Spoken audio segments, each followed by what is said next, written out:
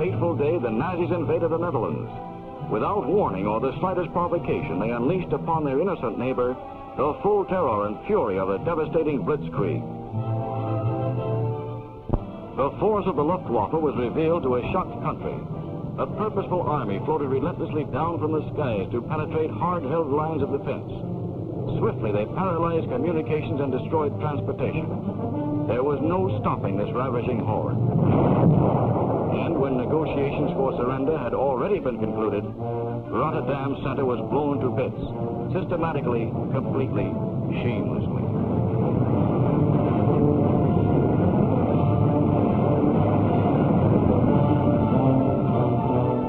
Bewildered and resentful, the population gathered to read the first proclamations of their treacherous conqueror.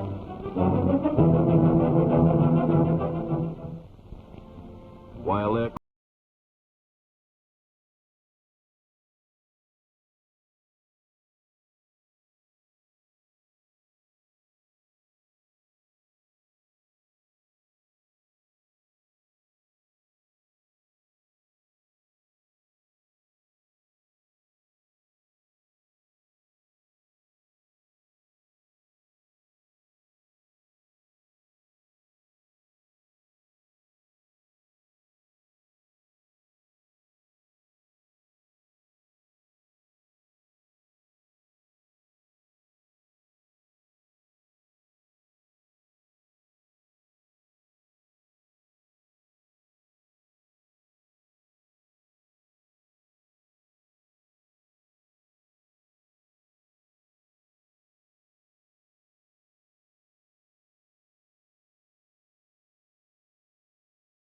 to the United States, where they were trained as pilots.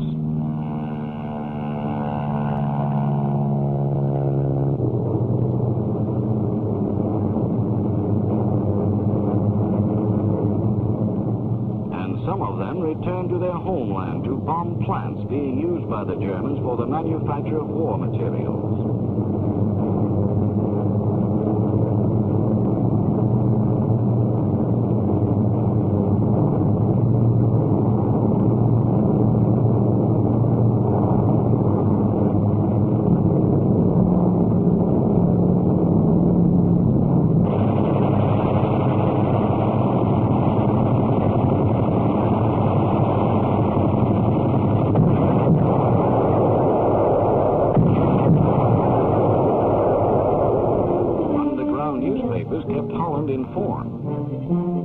While many patriots, active in the resistance movement, constantly risked their lives to sabotage the execution of German plans. Wrecking trains and hampering transportation were just some of their methods.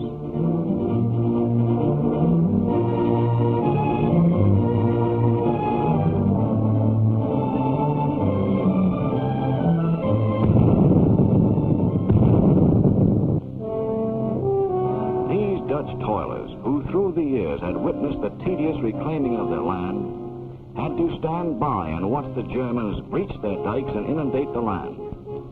Fearing Allied landings, the Huns ruthlessly flooded the country, thus wiping away in a few hours the work of generations.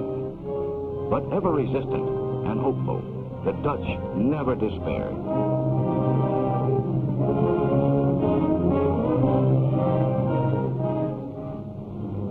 On September 4th, 1944, the Allies staged a three-prong airborne landing near the cities of Arnhem, Nijmegen, and Eindhoven. Parachutists had to gain and hold the bridges over the rivers for the oncoming British Army entering Holland from the south.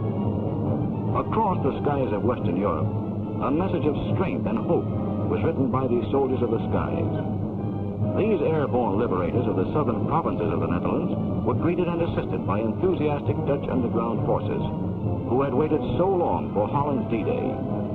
At last, they could come out from under cover and fight their battle of resistance openly. There was not only water to plague them. A strong German rear guard had dug in for a determined last stand.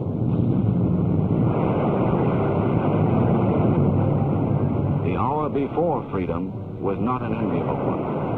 Dutch homes became liberation casualties. At Eindhoven, the operation was successful. Liberation was swift and complete. A jubilant population quickly posted signs reading, "Long live the Queen."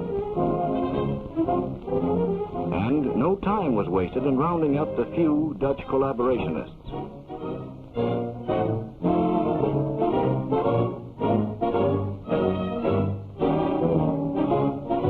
On November 1st, 1944, from the west, British battleships opened rocket fire to free Walcheren Island, guarding the entrance to Antwerp. With Germans still on Walcheren, the vital port of Antwerp would be useless.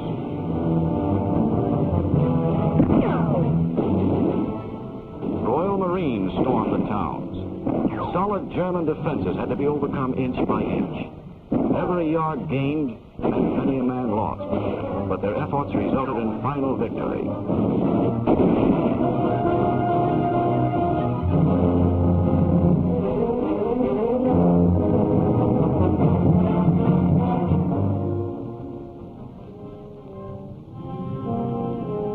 On Walcheren, they called it Heartbreak Island. 82 square miles of fertile land gone, the livelihood of 30,000 people.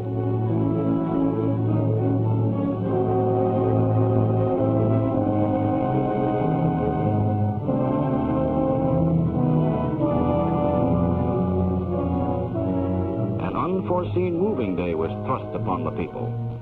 Food had to be found and delivered to families stranded by the waters.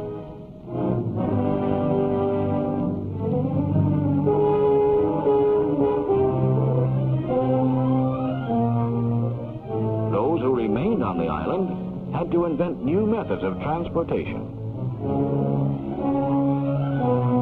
Bombardment added to the destruction caused by the floods. The combined ravages of war required the evacuation of almost the entire population to the few unharmed spots on higher ground. But meanwhile, people attempted to salvage whatever little remained of their personal possessions. Their homes gone, their land flooded, these people never lost faith and carried on unswervingly in the Dutch tradition.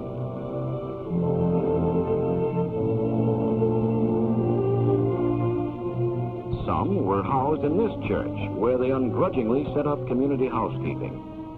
Deprived of normal conveniences, they accepted their situation in the proud knowledge that throughout the centuries, the Dutch always have managed to overcome temporary setbacks. Princess Juliana was speaking of people like these when she said, "Keep your pity for the weak, for our terrible fate has made us stronger than ever before."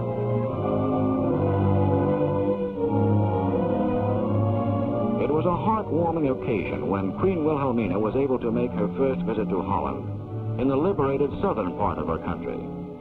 She wanted to see for herself the sufferings of her people and the destruction brought upon them. She got first-hand information from the inhabitants and from the authorities in charge.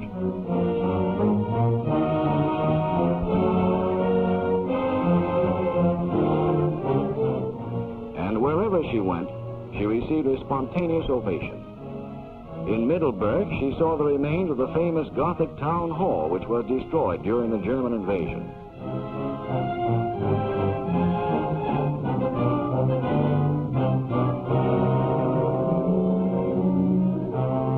Her sympathy went out to all her countrymen.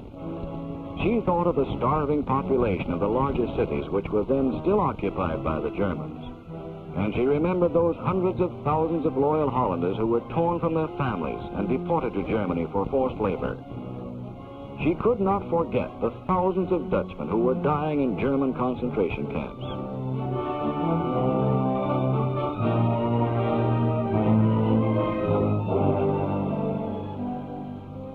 Nor could she forget those patriots, members of the underground forces who were tortured and executed by the Germans for the crime of refusing to accept the Nazi doctrine. None of us will ever forget.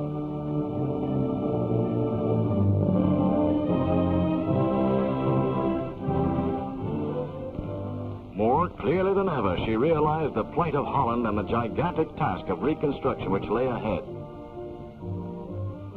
Immediately, although they had access to little more than primitive instruments, the Dutch set out upon this reconstruction task. Not waiting for the arrival of modern equipment, they started rebuilding the dikes by the simple methods of their ancestors. They could not afford to lose a minute in reclaiming their land. This land is essential for growing the crops to feed this hungry nation. Once again, this determination typifies their indomitable spirit. You can't beat the Dutch.